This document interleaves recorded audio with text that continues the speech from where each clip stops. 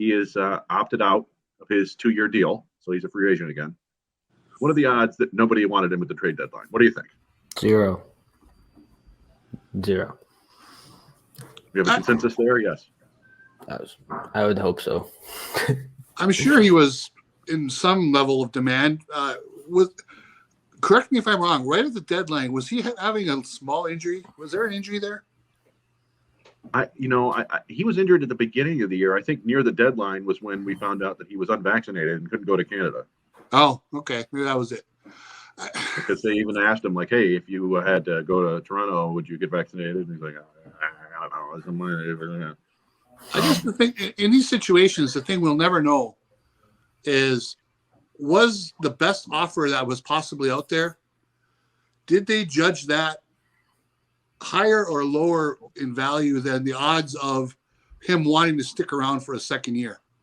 You can't answer it.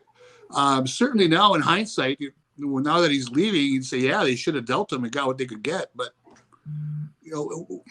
it's just a hard, there's a lot of things we can fault Al Avila for and they're all worthwhile. I mean, they're all legit, but I'm not sure about this one. I know there's a lot of people who want him back, and rightfully so. The guy was effective. He was effective against lefties, was effective against righties. But then the Tigers signed Del Pozo and a lefty coming off injury in Sean Gunther, who had some really good numbers in the minor leagues before he got to the major leagues with the Marlins.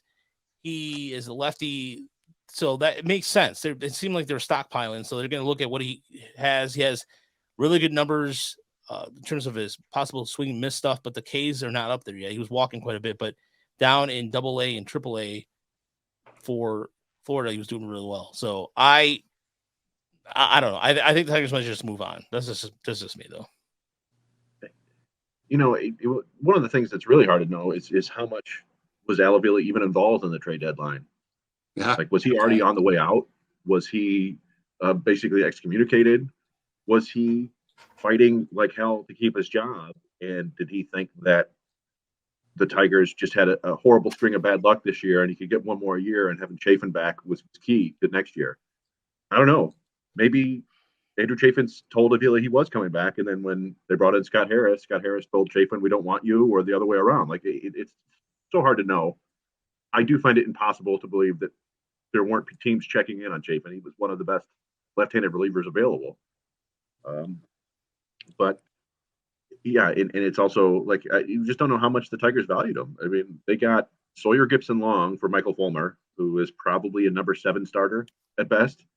Yeah. And what's the other? Chris Anglin for Robbie Grossman. He was among the worst players acquired at the trade deadline, according to people who rank such things. So they did very poorly at the deadline. And again, that's like, was Avila just getting what he could?